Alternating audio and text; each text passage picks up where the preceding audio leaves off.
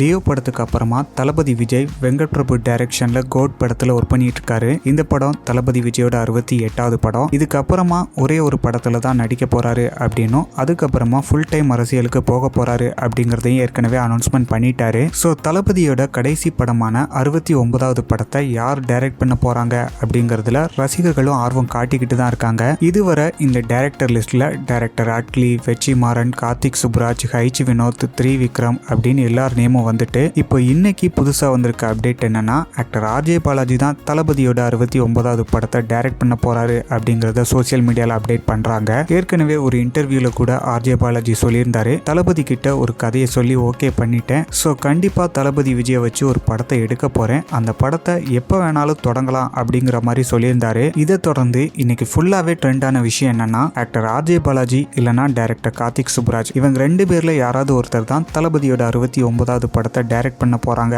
அப்படின்னு சொல்லி news மீடியாலலாம் update பண்ண ஆரம்பிச்சிட்டாங்க. யார் இந்த படத்தை டைரக்ட் பண்ணாலுமே ஒரு பொலிட்டிக்கல் மூவியா தான் இந்த படத்தை எடுக்க போறாங்க. ஃபேன்ஸை பொறுத்த வரைக்கும் ஹைச் வினோத் இல்லனா வெற்றிமாறன் எடுத்தா நல்லா இருக்கும் அப்படின்னு சொல்லி எக்ஸ்பெக்ட் பண்றாங்க. இந்த வீடியோ பார்க்குற நீங்க சொல்லுங்க, தளபதியோட 69வது படத்தை யார் டைரக்ட் பண்ணா நல்லா இருக்கும் அப்படின்ட்டு. கோட் படத்தை பொறுத்த வரைக்கும் தளபதி விஜய் டியூல் ரோல்ல நடிக்கிறாரு. மீனாட்சி சௌத்ரி ஃபீமேல் லீடுல நடிக்கிறாங்க.